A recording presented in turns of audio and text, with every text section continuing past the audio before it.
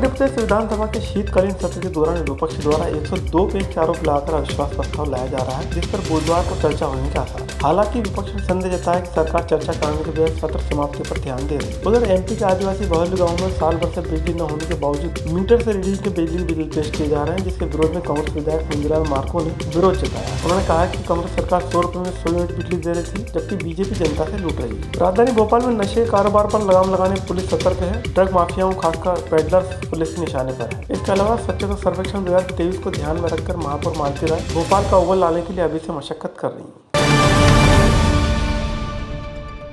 मध्य प्रदेश विधानसभा के शीतकालीन सत्र में विपक्ष द्वारा अविश्वास प्रस्ताव लाया गया है, जिस पर बुधवार को चर्चा संभव है। विपक्ष ने 102 पेज के आरोप सरकार पर लगाए हैं और कई मुद्दों पर सरकार की नाकामियों का जिक्र किया है। इसी को लेकर चर्चा होना है। नेता प्रतिपक्ष गोविंद सिंह ने कहा है कि अध्यक्ष गिरीश गौतम इसके लिए समय तय करेंगे। उधर कांग्रेस के सीनियर विधायक सज्जन वर्मा को लगता है कि सरकार चर्चा कराने के बजाय सत्र समाप्ति की घोषणा पर ध्यान दे रही है। हमसे माननीय नरोत्तम मिश्रा जी से कल चर्चा हुई है।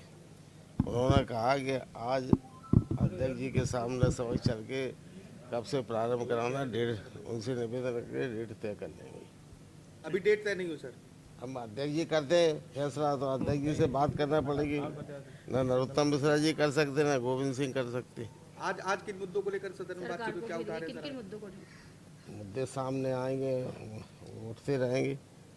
अब कब चर्चा होगी? कल तो बोलना कि अरे भाई, कार्रवाई खत्म कर देंगे स्थगित। अध्यक्ष जी ने कल आश्वासन दिया था, मैं कल बताऊंगा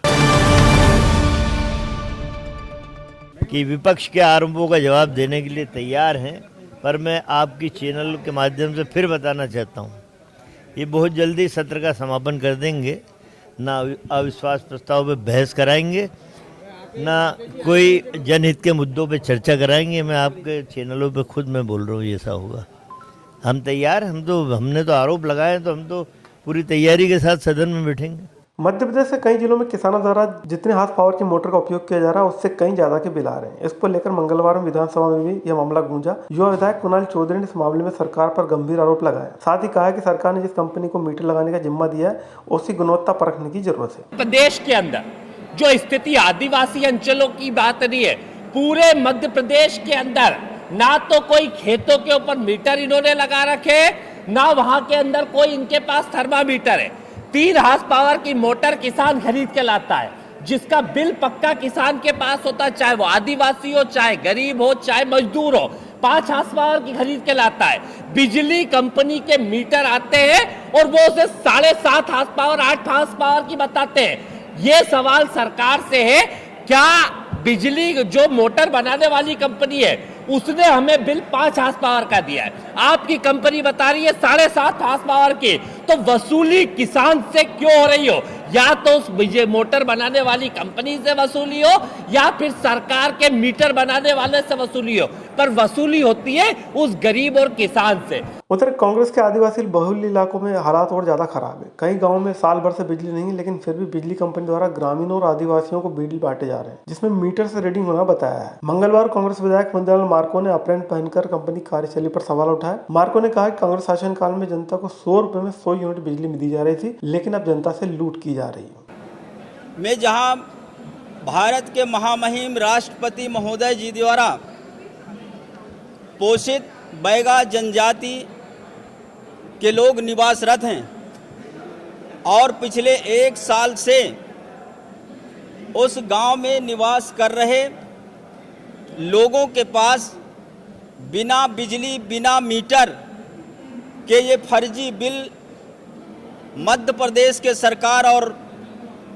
विभाग द्वारा भेजे जा रहे हैं। विभाग से बात करने पर विभाग का कहना है कि हमारी बिजली का बिल जारी हो गया है और आपको बिजली का बिल देना पड़ेगा।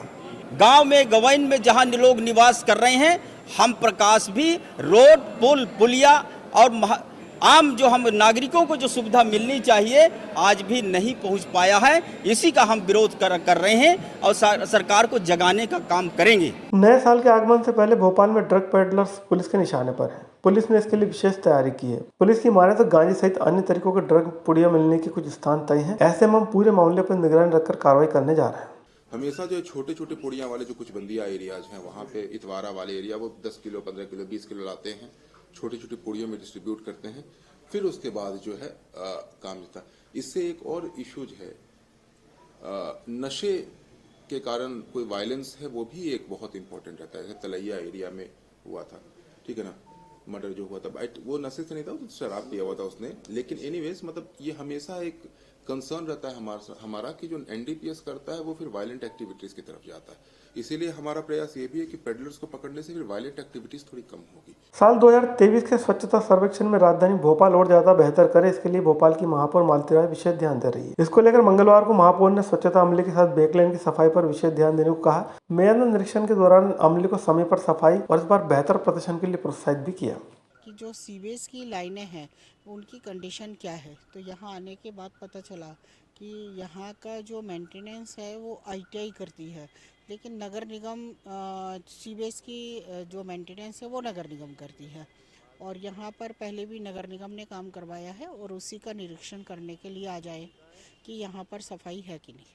स्वच्छता को लेकर संदेश, स्वच्छता को लेकर पूरे भोपाल में संदेश देने के लिए और स्वच्छता हमारी निरंतर रहे, इसी के लिए हम लोग प्रयास कर रहे हैं।